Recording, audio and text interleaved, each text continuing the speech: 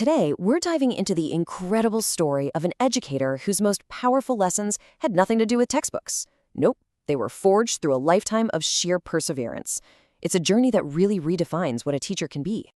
You know this quote from Nelson Mandela? It just perfectly captures the spirit of this whole story.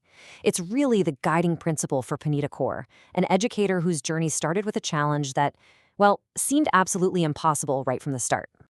Every story has a beginning, right?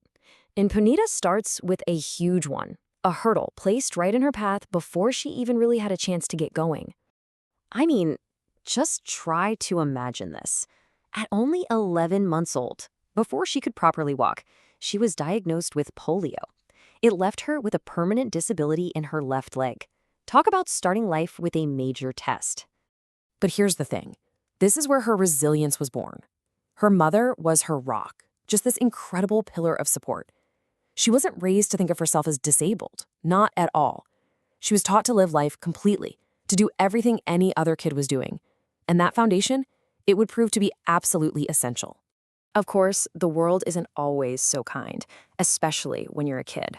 There was this one time a group of boys told her she couldn't play a game with them all because of her leg. You know, a moment like that could have just crushed her spirit. But it didn't. Not even close. In this amazing act of defiance, she just grabbed their shoes and threw them right out of the school. And the best part? When the principal found out, she didn't scold Punita. She scolded the boys for excluding her. What a powerful lesson, right? To stand up for yourself. So that spirit, that absolute refusal to be defined by what others saw as a limitation, that is exactly what she carried with her when she found her true calling as an educator. All right, so let's jump forward to 1986. This is the year Punita started her teaching career at Guru Har Krishan Public School in Delhi. It was the beginning of an educational journey that would last for decades. Now, take a look at this number, 2. What could that possibly be? Well, that's the number of leave days she took for her own wedding. Just 2 days. And this just says it all, doesn't it? She actually planned her wedding to be right before a school break, so it would cause the least amount of disruption. Her commitment wasn't just professional, it was personal. It was to her students. You know, that level of dedication is almost impossible to sustain by yourself. And pretty soon, another huge pillar of support came into her life. A partner who would be so important for the challenges still to come. Her husband's support was a total game changer. He didn't just, put up with her demanding career. He actively enabled it. He pushed her to grow, made sure she got a rest, and helped with chores without a second thought. It was a real partnership. And believe me, that partnership was tested. This number, 5, is the number of times she fractured her leg after she got married.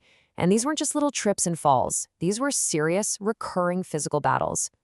Just let that sink in.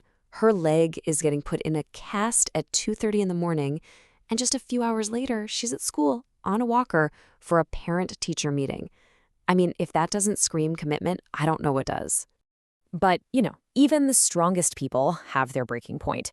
After decades of just pushing and pushing, she hit a wall. A moment where her body and her spirit were just about ready to give out. This timeline really puts it all into perspective.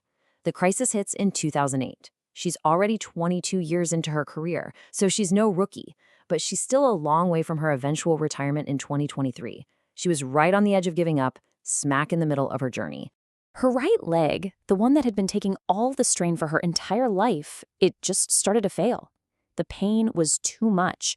She felt like she couldn't give her students her best anymore.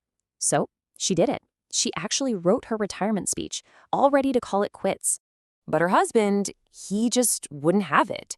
He flat out refused to let her give up on her passion. He motivated her, he looked for remedies, he helped her through that really broken state. He even started driving her to school and back every single day. His support was just unwavering. And because she didn't quit, because he wouldn't let her, she thought through that dark moment to build a legacy that truly walks tall, touching hundreds and hundreds more lives. 15. That's the number. Because of her husband's support and her own unbelievable will, she taught for 15 more years after that point, when she was ready to retire. 15 more years of changing kids' lives. And the passion, it never went away.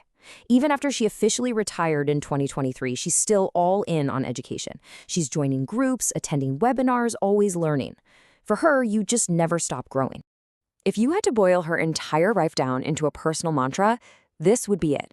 3 simple things. Stay strong, believe in yourself, and never, ever give up. She's basically the living, breathing version of these words. And this right here is her ultimate lesson for other teachers. Her challenges were never something that got in the way of her teaching. They were the heart of it. The resilience and the empathy she showed every day, those were the greatest lessons she ever taught. Punita's story is such a beautiful reminder that sometimes our toughest struggles are what make us who we are. They become our greatest strengths.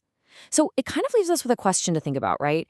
What challenge in your life has actually ended up becoming a source of strength for you?